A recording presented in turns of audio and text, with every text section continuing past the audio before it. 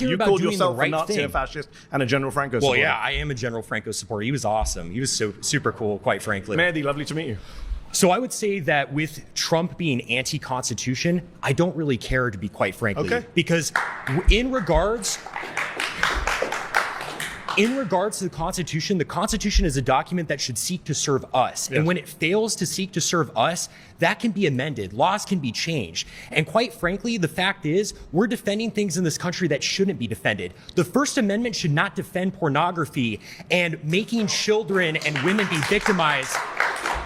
Making women and children be victimized as a result of that. I think things like blasphemy shouldn't be allowed per the First Amendment. I think that, quite frankly, there are a lot of legal processes that are enabling criminals and bad people to fully enact their will in this country in the name of the Constitution or following the Constitution. So, quite frankly, if Trump is anti-Constitution, good, and I think he should go further. So this is wonderfully revealing of the modern conservative mindset. So I appreciate you spelling it out so openly. Just checking, do you support the Second Amendment? I do. Okay, surprise, I was shocked to hear that. I'm saying that Donald Trump is defying the First Amendment, the Fourth Amendment, the Fifth Amendment, the 14th Amendment. He's thinking of defying the 12th and 22nd Amendments. You're saying you don't care about the Constitution, but actually you do, because you quite like the Second Amendment. You just don't like the bits that you disagree with. Can I just be clear on that? Yeah, absolutely. Okay. I'm more than willing to amend it and include whenever the it's in your Second Amendment. favor. Yeah, absolutely. Okay. So can Democrats do the same when they're in office? No, absolutely not. Because so you don't it's the believe in friend democracy? Enemy. No, I don't. Absolutely not. What do you believe in? Autocracy. By who? Honestly, quite frankly, anyone who is in line with Catholic teaching. Donald Trump is not Catholic. Of course, he's not. I completely agree, and that's part of the problem. You don't support Trump? No, I don't. I didn't even vote for him. I wrote in like John Pork or someone. I can't even remember.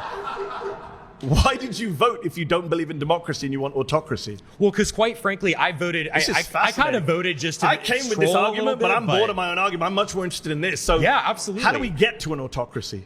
I think, quite frankly, that if we are able to enact local leaders. Who is the we, by the way? I think, quite frankly, these far-right conservatives sitting right around White me. people? Yeah, no absolutely. So, well, actually, you guys, I have quite. Some of the people in this room don't make the cut from what I can see visually. Actually, hold on for a moment. I do think that there are people who happen to not be white who do actually have history in this country and have roots in this country. For instance, from the Mexican-American War, we subsumed a lot of territory of people who have far stakes in this country who happen to be Hispanic or what have you. I'm for defending the traditional demographics of this country, which is majority white, and should stay that way. How does the United States...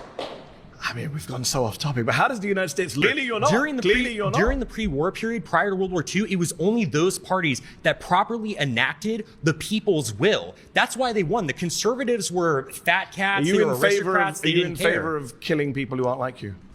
Quite frankly, I'm not. You mentioned Franco earlier. Franco killed a lot of innocent people. Oh, well, he killed communists. He killed people who raped nuns and killed priests. What about children who he killed and women who he killed? What are you talking about? He never killed any women or children. He was Catholic, He only killed combatants. Is that what you're claiming? Yeah, he only killed combatants. Never killed any innocent people. The White Terror was only punishing those people who did acts of terrorism. And again, are you supporting like raping innocent women? Nuns, dude. Killing priests? I mean, priests don't brandish guns and kill people. You just refuse to condemn the Nazi Holocaust, my friend. I don't think you're in a position to ask anyone any questions. I quite frankly don't care what you think about me. Mutual. And being a Nazi means upholding human dignity. I wouldn't want to hurt you or anything like that. But quite frankly, I don't debate fascists. Okay. So do you concede then? I mean, why? Do I concede you're a fascist who won't condemn the Nazis? Yeah. Yes, I concede that. Okay, great. So I mean, what are we doing here? Because I mean, you just seem offended. What you're doing here, you just seem offended, to be quite frankly. Like I'm offended by people who can't condemn the Nazis. Yes, I am. Okay. Well, I condemn the evils that they did, but I don't really care about being. Yeah, sure. I don't care about being called a Nazi. Is the whole thing. I never called you a Nazi. I care you about called doing yourself the right a Nazi, thing. a fascist, and a General Franco supporter. Well, yeah, I am a General Franco supporter. He was awesome. He was so super cool, quite frankly. Because the whole thing. And you don't believe in democracy. I don't believe in democracy. What are you doing here at a televised debate?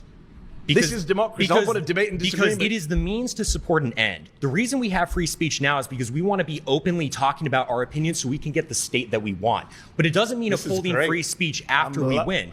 Again, I mentioned the only good thing about this fascist moment we're in is that you guys are so open about it. The whole reason I mentioned the quiet part loud. The whole reason I mentioned Carl Schmitt earlier, and you kind of blew past him, is the friend-enemy distinction. Even liberals, when they take power, they want to enact policies and they want to enact protections for their people and their ideas, and they're willing to punish their enemy. And so I'm the same way. I'm like, hey, if you're going to punish me, I'm going to get in power, and I'm going to frankly punish you when you try to leverage power against me. Just that simple.